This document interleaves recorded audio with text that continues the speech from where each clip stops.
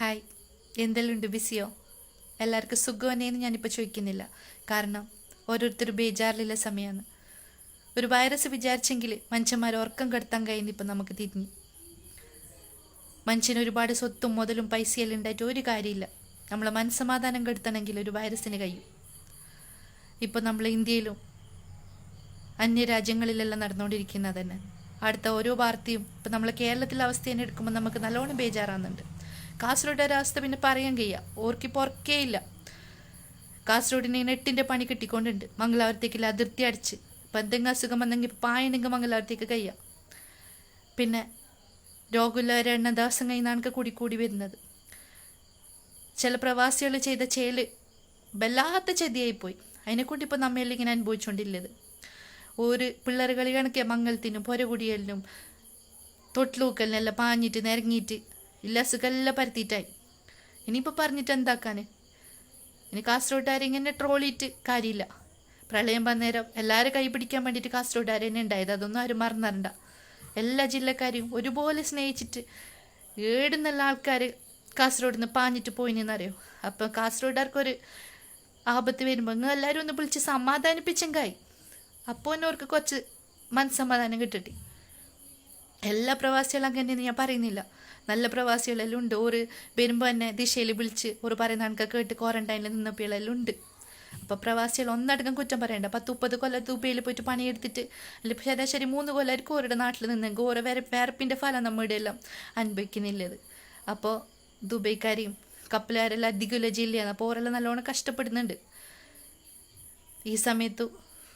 അപ്പോൾ ഇനിയെങ്കിലൊക്കെ പറയാനുള്ളത്, എല്ലാവരും പുരയിൽ തന്നെ ഇരുന്നത്. പുരയിൽ ഇരുന്നിട്ട് നമ്മളെ നാടിനെയും നാട്ടുകാരെയും വീട്ടുകാരെയും നമ്മളെ രാജ്യത്തിനെ രക്ഷിക്കാൻ പറ്റിയൊരു അവസരമാണിത്.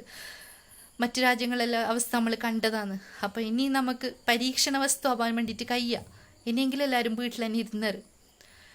ഇപ്പോൾ വീട്ടിൽ പിള്ളേർക്കെല്ലാം നല്ല കുസി. പിള്ളേർ പറയുന്ന ഉപ്പുണ്ട്, ഉമ്മ ഉണ്ട്, ഉപ്പുപ്പുണ്ട്, ഉമ്മുമ്മ ഉണ്ട്, എല്ലാവരും പുരയിലുണ്ട്. ഉപ്പുപ്പ കളിക്കുന്നു, ലൂഡോ കളിക്കുന്നു, ടിക്ടോക്ക് ആക്കുന്നു, പിന്നെ എന്തെല്ലാം വിഷയം പറയുന്നു. അപ്പോൾ നല്ല സമയമുണ്ട്. അല്ലെങ്കിൽ പുരയിൽ ആർക്കും സമയമില്ല. തമ്മിൽ മുണ്ടാൻ തന്നെ നേരം ഉണ്ടാവില്ല. ഇപ്പോൾ ഇഷ്ടം പോലെ സമയം, നാളെ നേരെ എങ്ങനെ കൂട്ടണ്ടേന്ന് പറഞ്ഞിട്ടിരിക്കുന്നത്. സമയം അധികം ഇപ്പോൾ എല്ലാവർക്കും. അപ്പോൾ ഒക്കെ പറയാനുള്ളത്, ഇപ്പോൾ പുരയിലുള്ള അവസരം എല്ലാവരും നല്ല രീതിയിൽ എല്ലാവരും കുടുംബത്തിൽ കളിച്ചിട്ടും മിണ്ടിയിട്ടും പറഞ്ഞിട്ടെല്ലാം ഇരിക്കാൻ പറ്റിയ അവസരമാണ്. നല്ല രീതിയിൽ ഉപയോഗിക്കുക. പിന്നെ പിള്ളേരെ കാര്യം പറയേണ്ടിക്കില്ല. അല്ലെങ്കിൽ പിള്ളേർക്ക് ഇറച്ചി മീനില്ലെങ്കിൽ തൊണ്ടേന്ന് ഇറങ്ങിയില്ല. ഇപ്പോൾ പിള്ളേരില്ലേ ചക്കക്കുരു ഉണക്കമീൻ ചുട്ടിട്ടും മുരിങ്ങാക്കോല് ചക്കക്കുരു ചക്കപ്പൂതലെല്ലാം ഒരു കണ്ടിപ്പോൾ തിന്നാനും പഠിച്ച്. അല്ലെങ്കിൽ ജങ്ക് ഫുഡ് തന്നെ അപ്പോൾ മാഗി നൂഡിൽസ് ബർഗർ പിസ്സ എന്ന് പറഞ്ഞാണൊക്കെ അതെല്ലാം തിന്നുകൊണ്ടുണ്ടായത്. ഇപ്പം അതൊന്നും ഇല്ലെങ്കിലും അവർക്കെല്ലാം തിന്നാൻ കഴിയുമെന്ന് ഇപ്പം മനസ്സിലായി. അപ്പോൾ നമുക്കെല്ലാം അതിജീവിക്കാൻ വേണ്ടിയിട്ട് പറ്റും. നമ്മൾ അങ്ങനെ തന്നെ പഠിച്ചോനെ ഉണ്ടാക്കിയിട്ടില്ലത്. അപ്പോൾ പഠിച്ചോനെ വിചാരിച്ചിട്ട് എല്ലാവരും പുരയിൽ തന്നെ ഇരുന്നത്. പുറത്തിറങ്ങണ്ട, നല്ല വൃത്തിയിൽ മേനയിൽ ഇരുന്നത്.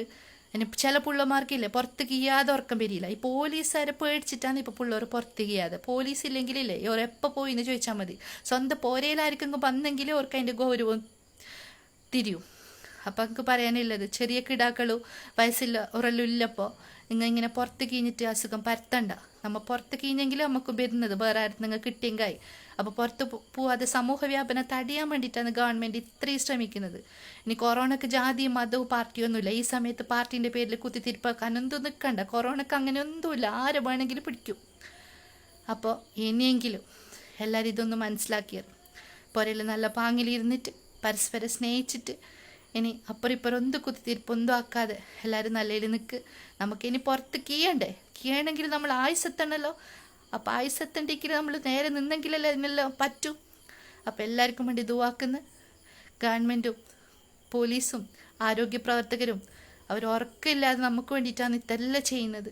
അപ്പോൾ എല്ലാവരും അവർ പറയുന്നതെല്ലാം കേട്ടിട്ട് നേരെ നിന്നത് ആയപ്പോൾ വേറൊന്നും പറയാനില്ല.